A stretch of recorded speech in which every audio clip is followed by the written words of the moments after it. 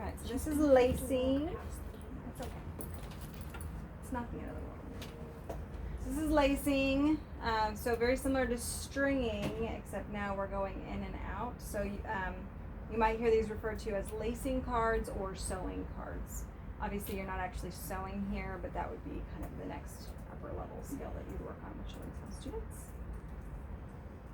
But this is a nice weaving in and out exercise, and unless there's a specific starting point, it doesn't really matter for the child where they start on it. I like to start at the top and work our way around.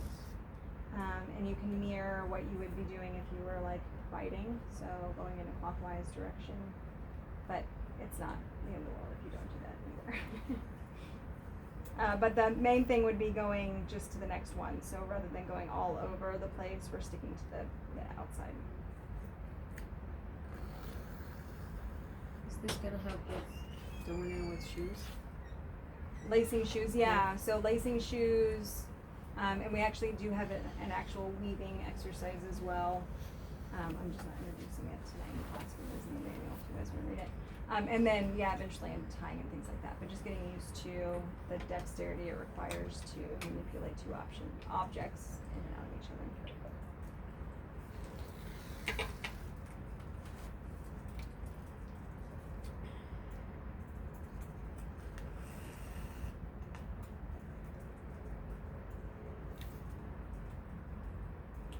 I know for you guys it wouldn't be necessary, but I would encourage you to actually set it down and flip it over. Whatever motions you're using when you're giving the lesson, try to make it as easy as possible for the child to mirror those images. So even though we could very easily just hold it up the whole time and go in and out and not work on the back side, the child doesn't necessarily won't be able to do that. So you want to do it in a way that will make it easier for them.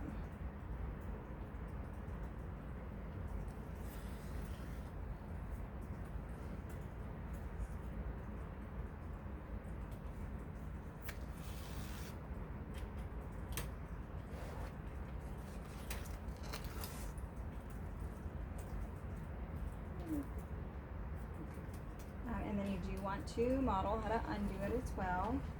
Before I do, as Michaela so nicely pointed out, she really likes to make sure that her strings are the exact right length to get all the way around. That's one of our controls of error that you can use in this activity, which we'll talk more about later.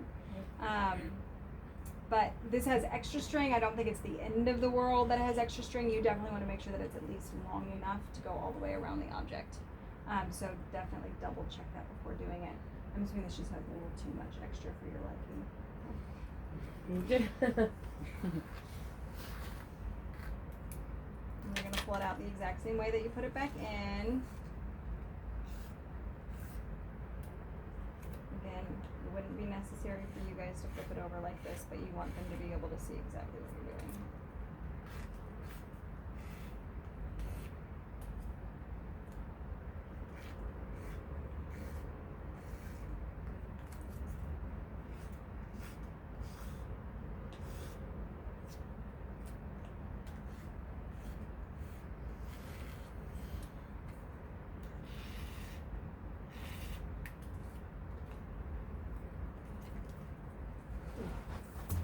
Anyone like to try?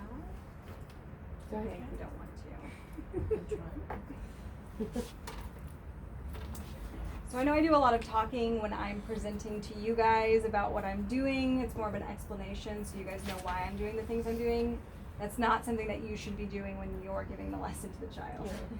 So if I was doing a straight up lesson on this to a child, I probably wouldn't use any language at all. Right. It's like so.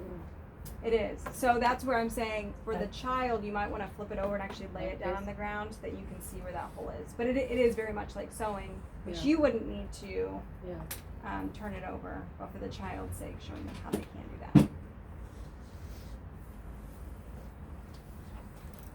So it's another reason it's really important to practice the activities before you demonstrate them. Even though this is obviously a very simple activity for you guys to do, really isolating all of those difficulties that could cause trouble for the child. Right.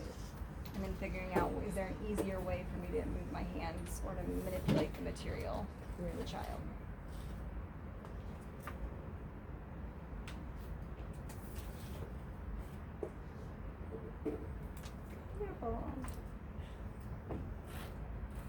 questions about this activity?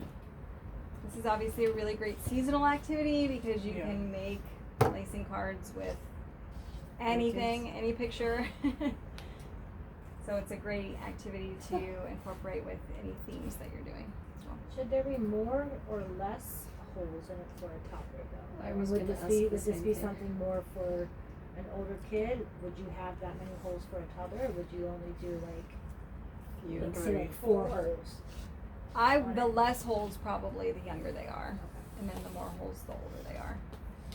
Also keeping in mind the shape itself, some you can do lacing where it's not necessarily around the outside but maybe right down the middle, so that way they're not having to worry about like crossing over, because a lot of toddlers will end up going from one side to the other side versus sticking around the outside. Or shapes. Yeah, Like so shapes square, would be, triangle. yes. Yeah. That's what Those those are are great triangles ones too. Yes, And and so Yeah. I wouldn't correct a child if they do end up lacing it and coming from this hole all the way to this hole. If they're working with it, I'm not gonna correct them on it. Right. But when you present it, Right. you're gonna want it around the outside. When I was in toddler classroom, I also kept the string in there. Yeah, we Like, as I you would said, we tie taped it. it and already You had tied it to the edge. The Yeah, edge. so they So, wouldn't like- have a starting point. Yeah, I took that away. So I tied a knot at the very top Like of right there. there. Yeah. So it was, stuck there. So just like with the stringing beads, if you need to have that anchor point for them so they don't have to start from scratch, that's definitely something you can provide. which made it nice because then you could just take off of the string. The string. and try and- Yeah. Yes, and strings can be kind of, Fingers. all sorts of fun stuff happens with strings. Yeah.